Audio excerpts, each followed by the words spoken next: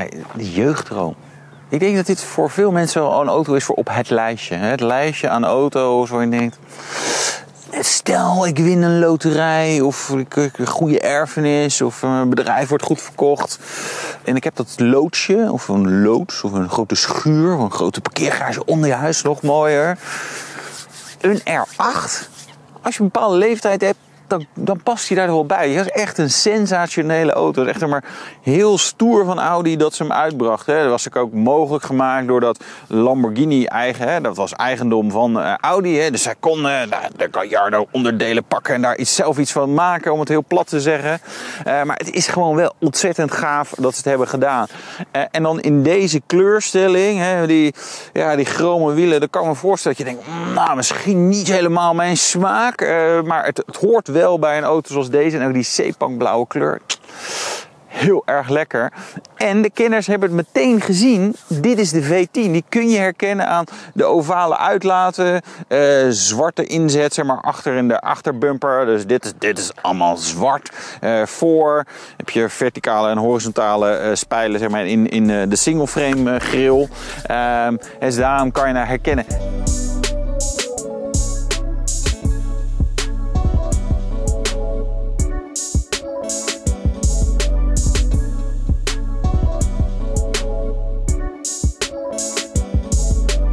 Grappig feitje over de R8 met de V10. Dat was dan weliswaar de coupé, maar voor de Spider geldt dat ook. Dat is de eerste productieauto die standaard LED-koplampen kreeg. Zo'n compleet LED. Weet je, het is nu heel normaal in allerlei klasses, maar was toen iemand moest de eerste zijn. Audi was dat. Ja, dat was natuurlijk altijd die red race die er was tussen de verschillende fabrikanten. Wie als eerste die primeur had.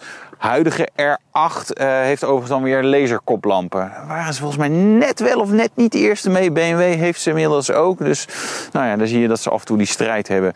Overigens, als je een vergelijk maakt tussen de huidige Audi R8 en deze generatie, dan is dit ergens de leukere auto.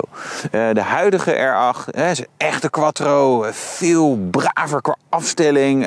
Misschien wat meer een allemansvriend. Dit is een auto die gooit veel power naar achter. Kan hier misschien nog wel wat verrassen. Ik vind dat leuk. Maar geeft hem ook een beetje iets tegendraads in de huidige Audi setup, line-up. Maar ja, gave auto. En dan die V10.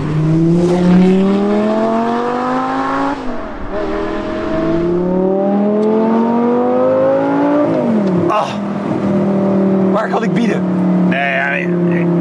Ik ga je meer vertellen, maar dit is wel een hebbeding natuurlijk.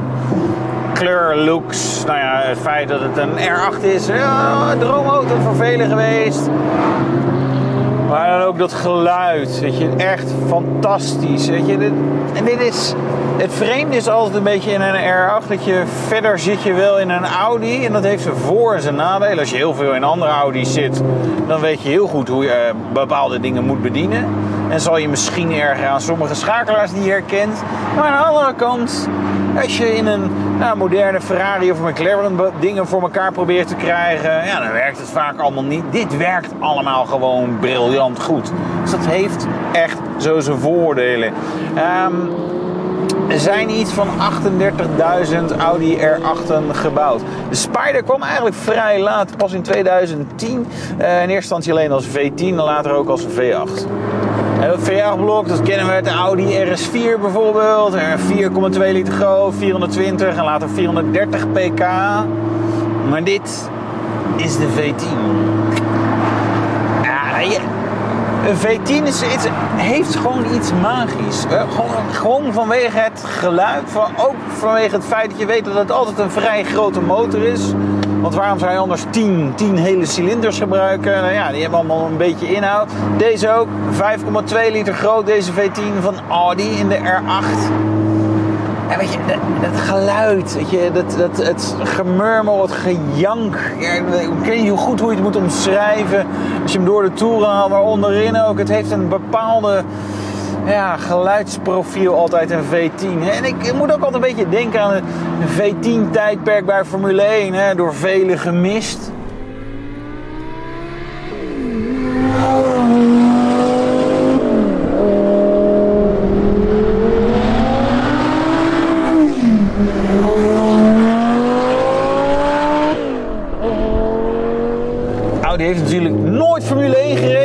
vergelijking is krom.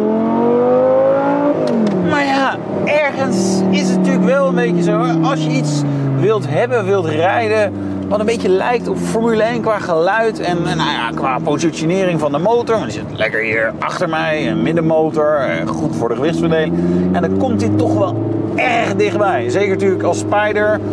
En Formule 1 coureurs zitten ook gewoon met hun bolletje in de zon. Nou ja, helmpje op dan. Maar goed, hè, het gevoel is natuurlijk een beetje hetzelfde. Ja, en dan dit exemplaar. Je ziet me al af en toe dit doen. Zelf schakelen. Weet je, dat is echt leuk bij dit soort grote motoren. En heb je hebt er toch meer controle over wat je doet. Hè? Nu lekker vanuit onderin is het 3. Begint je een beetje toeren te maken. Begint er steeds meer zin in te krijgen. Totdat je er te veel zin in hebt. Want nou ja, je gaat natuurlijk naar hoogst illegale snelheden.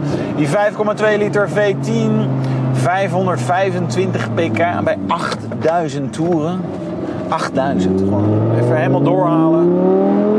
Schakelen, nee, hoeft niet. Nu pas. Het is gewoon heel erg leuk. Topsnelheid van de Spider 313 km per uur en een sprint naar de 100 4,1 seconden. Natuurlijk altijd quattro vierwielaandrijving R8 V10 in deze vorm dan in ieder geval. Maar ik zei het buiten de auto al, dit is nog best een ruige Audi Quattro. In die zin is dat er feitelijk veel kracht naar achteren gaat. 65% van de power gaat naar de achterwielen. Dus als je een beetje wil spelen onder gladde omstandigheden, kan dat echt heel erg goed. Wij zullen het met deze collectible nu niet doen.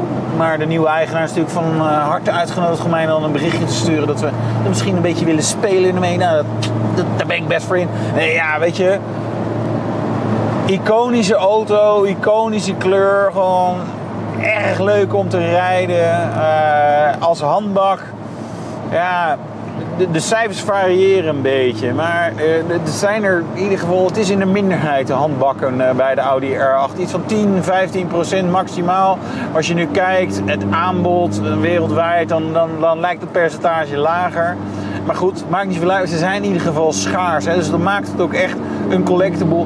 Leuk is ook aan het interieur en de pook is dat er een Nederlandse hand daaraan heeft getekend. Ivo van Hulten was destijds interieurdesigner bij Audi en heeft die pook is een beetje zijn idee dat het echt iets lekkers wat je in je handen wil hebben moest zijn. Hè? Een beetje fatsoenlijke, mooi uit aluminium gefreesde pook. Hij is overigens nu interieurdesigner bij Porsche. Dus hij kan wel wat.